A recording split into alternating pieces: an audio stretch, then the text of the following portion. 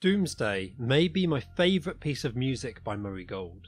The song was composed for the end of Series 2 of the revamped television show in the final episodes, written by showrunner Russell T Davies, and it begins just the moment after the story has reached its climax.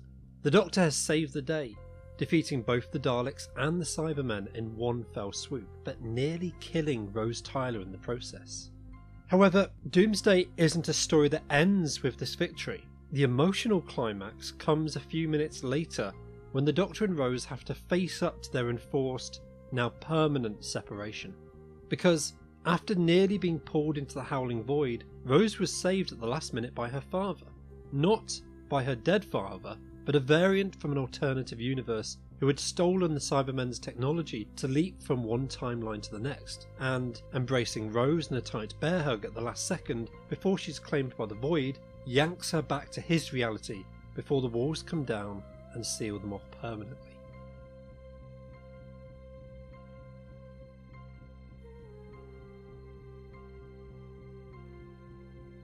And in this silent moment of shock, as the Doctor and Rose realise that they are somehow, despite all of the odds, alive but alone, the haunting piano repeating the same ghostly note again and again and again, and the slow repetitive echoing of Melanie Pappenheim begins to ease them into the full melody.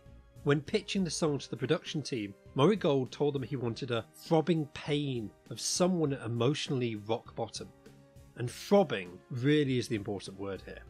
The song perfectly represents someone's heart at breaking point, as the piano never stops echoing that solitary F note the whole way through the piece, like a broken heartbeat.